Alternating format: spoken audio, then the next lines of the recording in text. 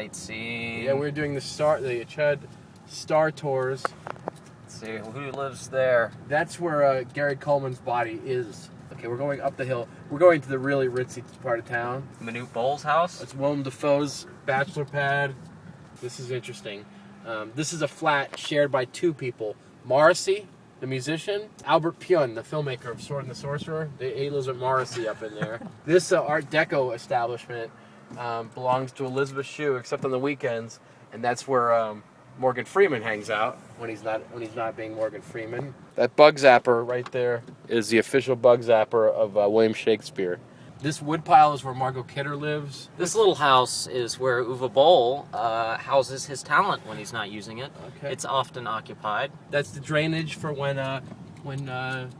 Justine Bateman cleans out her uterus. This is the gay residence.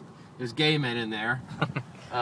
They haven't come out of the closet yet, but it's Any day now. It's Vin Diesel and Clive Barker. What's this? Holy Gandy dancers. We just found Michael Cera and Jesse Eisenberg's love nest. Pete Postlethwaite's currently uninhabited pad. If we look really good, we'll see where Taye Diggs once walked. There's a certain spot on this hill that if Shanna Elizabeth stands, her eyes are at the same level. Sean Patrick Flannery's fucking tree. Very special, very for geeks. Big trivia. That's where Chewbacca lives. That crib up there on the side of the wall is Vera Farmiga's Bush's house. I thought Molly Ringwald must have sold it to her Bush. I think so. Trivia, this is where Michael Jai White keeps one of his muscles. Robert Louis Stevenson driving that car right there. Interesting trivia about this house, Bob Odenkirk once fucked there. Really? Yep. This house, nobody lives there, but there's a dreidel constantly spinning. Look at what is that? What is that nonsense? What the fuck? Robert Patrick lives here.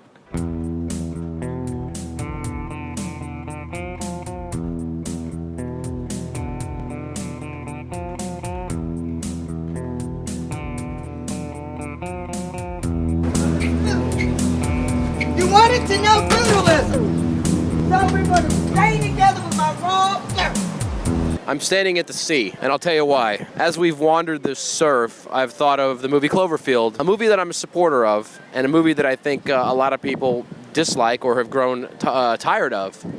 But in reality, I think it was a very nice change of pace, and I think we're due for a follow-up. Think about the possibilities with all of the viral marketing that they've done, and with some of the crazy ideas that people have been inspired and come up with, alternate possibilities for that beast and its family and its future. I think we're due, and I think it'll never happen because, first of all, J.J. Abrams seems to be a bit dysfunctional and a bit fickle with his projects, and also because Matt Reeves has moved on, Odette Yustman has changed her name, which was boneheaded, and the Cloverfield creature itself has gone into reclusion. J.D. Salinger-esque, some would say. It's been seen at coffee shops, it's been seen at gay bars, taking various chances with its own future, unprotected Cloverfield sex. But I think we're due for a follow-up. I think it's important that monster shares with us again, and Super 8 has proven that, well, fuck Super 8. Cloverfield is where it's at. I just wish he would show up again because he's a central animal.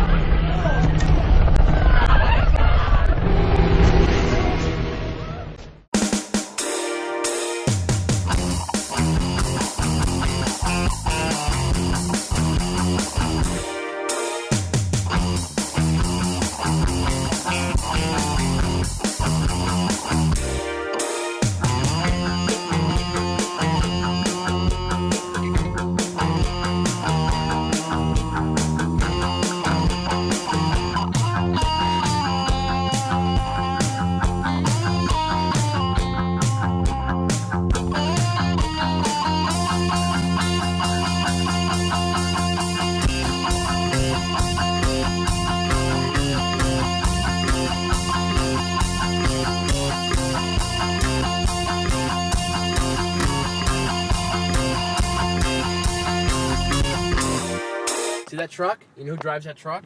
You know who drives that shit? Nope. The woman who played Mrs. Garrett on The Facts of Life. That's her ride. That's where Throw Up Reynolds was born.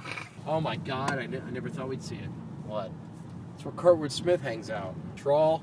That's where she plays basketball. Jake Busey's Portalet. I think that's the house that Conan O'Brien keeps his 13 black sex slaves in. That little tiny quaint house, that's where the soundstage for Inception is. Where Robert Pattinson genuflex. Ian Holm, that's Ian's home. I think that house is Bill Nighy bought it, so he had a quiet place to count coins. Hakeem Woodbine's joint, where one of the Powerpuff Girls are. They were good friends with the next door neighbor, Truetel Ejiofor. Pretty much one and the same, are they not? Jennifer Tilly, up in there. I've heard that's at the top of Bob Hoskins' jacking off bucket list. Really? Yep, the main bathroom. That's the orphanage where Linda Hamilton was conceived. Tom Bosley on a bike. That's a house James Cameron keeps $14 in. Right next to Drake Sather's house. I heard that one of Ryan Reynolds' abs has a house up here. This is an up-and-coming porn director named Sammy Barbecue. He lives there. That valley right there belongs entirely to Carlton Fisk. This is the official Tim Curry forest. And if you're lucky, you'll see the place where Margot Kidder shaved her legs. This is a beautiful house. It once belonged to Douglas Fairbanks and now belongs to Carrot Top.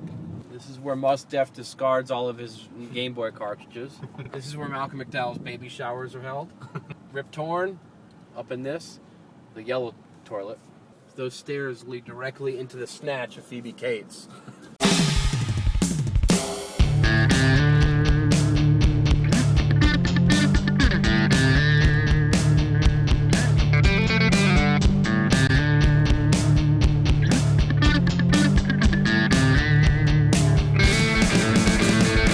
Forrest Gump was never a good movie, even on its best day. It wasn't even in Tom Hanks' best 5 performances. Even then, and time I think has proven this. I think that the cult of Forrest is minuscule now, regardless of what it has spawned, which is a freaking nightmare. But what I've just the nerve of your race. But I think time has been kind to us in that I hope that guy falls down and dies everywhere. Robert Zemeckis is too good. Tom Hanks is too good. Shrimp is too good. Gary Sinise's borderline. But fuck Forrest Gump so hard. The fact that it's turned into this just tells me that aliens need to show up and rape us and flay us and then rape us again.